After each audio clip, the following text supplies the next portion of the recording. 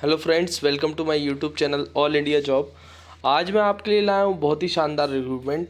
बहुत ही शानदार मौका होने वाला है आपके लिए।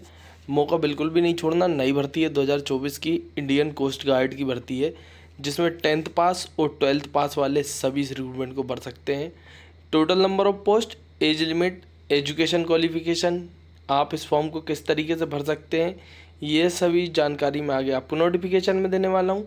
अंतिम तिथि रखी गई 03/07/2024। अभी आपके पास पूरा 1 महीना है इस रिक्रूटमेंट को भरने के लिए। ज़्यादा से ज़्यादा भरना, अपने फ्रेंड्स के साथ शेयर करना ताकि वो इस रिक्रूटमेंट को भर पाएँ। अगर वो आप एलिजिबल हैं और आप भर सकते हैं तो भरिए, और नहीं तो आपके फ्रेंड्स के साथ शेयर करिए ताकि वो भर पाए, ठीक है। और अगर आप और भी रिक्रूटमेंट देखना चाहते हैं तो ऑल इंडिया रिक्रूटमेंट बहुत सारी आ रही हैं, कंटिन्यूस आ रही है। मेरे यूट्यूब चैनल पर सभी डली हुई है, डेली की अपडेट्स हैं, आप वहाँ जाकर देख सकते हैं। बड़े बड़े संस्थानों से आ रही हैं, NPCIL, DRDO, ऑर्डिनेंस फैक्ट्री, उसके बाद DVC, ऐसे बहुत बड़े बड़े संस्थानों की भर्ती हैं, सभी हैं यूट्यूब चैनल पर, जाकर देखिए। बस चैनल को सब्सक्राइब कर लीजिए अगर आप मेरे यूट्यूब चैनल पर नए हैं तो, और चैनल को सब्सक्राइब कर लें, बेल आइकन को बटन दबा लें। अब हम चलते हैं नोटिफिकेशन की ओर, जहाँ पर इससे जुड़ी सभी जानकारी देता हूँ। तो जैसा कि मैंने आपको बताया, मिनिस्ट्री ऑफ डिफेंस मतलब रक्षा मंत्रालय के अंतर्गत जो भी मतलब भर्तियां आती हैं वो डिफेंस के अंतर्गत आती हैं। यहाँ से ये भर्ती निकाली गई है, वो निकाली गई है एज नाविक जनरल ड्यूटी और यांत्रिक वालों के लिए भर्ती निकाली गई है। इसका जो टेस्ट CGEPT नंबर दिया गया है 01/2025 के बैच की भर्ती है।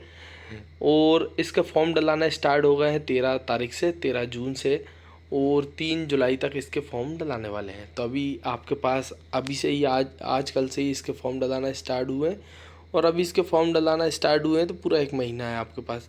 एलिजिबिलिटी की बात कर लेते हैं तो दोनों की। तो पहले जो नाविक वाली जनरल ड्यूटी के पद निकाले गए हैं उसमें 12th स्टैंडर्ड मांगा है, और यांत्रिक वाले में 10th स्टैंडर्ड मांगा गया है, ठीक है।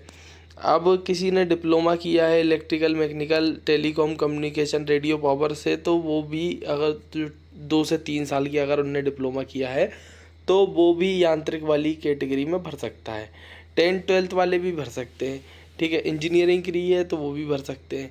मराइन इंजीनियरिंग, अब इंजीनियरिंग की कौन कौन सी ट्रेड्स दी गई है डिप्लोमा की, तो इलेक्ट्रिकल इलेक्ट्रॉनिक्स वाले भर सकते हैं, इलेक्ट्रिकल इलेक्ट्रॉनिक्स इंजीनियरिंग वाले, इंस्ट्रूमेंटेशन वाले, मैकेनिकल वाले, इलेक्ट्रिकल वाले, इलेक्ट्रॉनिक्स एंड पावर वाले, इंडस्ट्रियल कंट्रोल वाले, इंस्ट्रूमेंटेशन एंड कंट्रोल वाले, उसके बाद सिस्टम इंजीनियर वाले अप्लाई कर सकते हैं। तो ये इंजीनियर, उसके बाद फाइबर ऑप्शन दिया गया है आपके पास, टेली कम्युनिकेशन दिया गया है, कम्युनिकेशन दिया गया है, कंट्रोल इंजीनियर दिया गया है, इंस्ट्रूमेंटेशन कंट्रोल इंजीनियर दिया गया है, रिपेयर एंड मेंटेनेंस वाले अप्लाई कर सकते हैं, रेफ्रिजरेशन वाले अप्लाई कर सकते हैं। ये सभी ट्रेड्स दी गई है कि कौन कौन अप्लाई कर सकता है।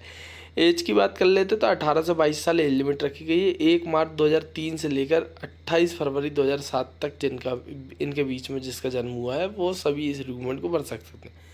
उसके बाद 5 ईयर का ST/SC को, 3 ईयर का OBC को एज रिलैक्सेशन दिया गया है। जोन वाइज वैकेंसी है, नॉर्थ जोन की 77 है, वेस्ट की 66 है, उसके बाद नॉर्थ ईस्ट की 68 है, ईस्ट की 34 है, और उसके बाद नॉर्थ वेस्ट की जो निकाली गई है 12 निकाली गई है, और अंडमान निकोबार की 3 ऐसे 260 पद पर वैकेंसी निकाली गई है, ठीक है, नाविक GD की।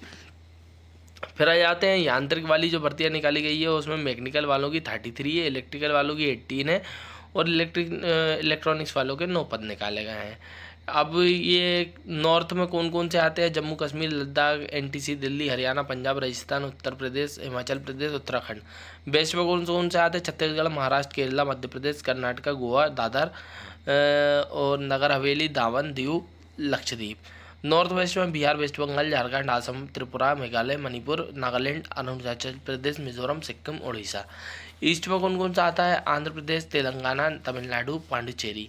नॉर्थ में गुजरात आता है, अंडमान निकोबार आता है, वो आइसलैंड है, ठीक है। यहाँ से भर्ती निकाली गई है। इसमें क्या है ना, बायोमेट्रिक होगा, उसके बाद लाइव इमेज कैप्चर की जाएगी। आजकल हर एग्ज़ाम में क्या होता है, फ़ोटो ले लेते हैं, बायोमेट्रिक होता है, उसके बाद आप एग्ज़ाम में बैठ पाते हैं। स्टेज वन होगा computer based exam, CBT exam जिसको बोलते हैं। इसके फेल और पास होने के बाद आप दूसरा एग्ज़ाम भर पाएंगे, ठीक है। उसके बाद हो जाते हैं बायोमेट्रिक होगा सेकंड, तो वो उसमें दिया गया है कि ठीक है कैसा कैसा होगा। रिमार्क दिया गया पासिंग मार्क्स का दिया गया है किस तरीके से आपको फर्स्ट वाले में पासिंग मार्क्स लाने हैं। ये पूरा पैराग्राफ दिया है, आप इसका स्क्रीनशॉट ले लें ताकि आपको कन्फ्यूज़न ना हो। 10th पास सिलेबस रहेगा, 12th पास सिलेबस रहेगा सेक्शन 2 में। उसके बाद डिप्लोमा लेवल रहेगा सेक्शन 3 में। यांत्रिक मैकेनिकल इलेक्ट्रिकल सभी के लिए दिया गया है कि आपको कितने कितने मार्क्स पासिंग मार्क्स लाने हैं। तो जनरल EWS OBC वालों को लाने हैं भाई 50 50 50 और ST SC वालों को लाने हैं 44 44। ठीक है। उसके बाद नीचे आ जाते हैं तो इसकी ऑफिशियल जो वेबसाइट दी गई है वो दी गई है joinindiancoastguard.cdac.in की साइट पर जाकर आप इस रिक्रूटमेंट को भर सकते हैं। ये ऑफिशियल वेबसाइट दी गई है और आप इस PDF को डाउनलोड कर सकते हैं मेरे डिस्क्रिप्शन बॉक्स में जाकर। भाई रिक्रूटमेंट तो बहुत लंबी है मगर काम की चीज़ मैंने आपको बता दी है। उसके बाद इसकी जो डेट दी गई थी वो मैंने आपको बताई दी। ये ऑफिशियल वेबसाइट लिखी है, इसका लिंक देख लो आप। ऑनलाइन एप्लीकेशन है, ज़्यादा से ज़्यादा भरें, फ्रेंड्स के साथ शेयर करें। घर में अगर कोई ऐसा हो जिसकी एज कम है तो उसे भी ये डॉक्यूमेंट शेयर करें ताकि वो भर पाए, क्योंकि ऐसी नौकरियाँ बहुत कम निकलती है। ये कोई मर्चेंट नेवी नहीं, ये इंडियन कोस्ट गार्ड की बहुत शानदार भर्ती है। ठीक है, ज़्यादा से ज़्यादा शेयर करें, सब्सक्राइब करना ना भूलें, बेल आइकन को बटन दबाना ना भूलें ताकि और भी गवर्नमेंट रिक्रूटमेंट सही समय पर आपको मिल सके। Thank you.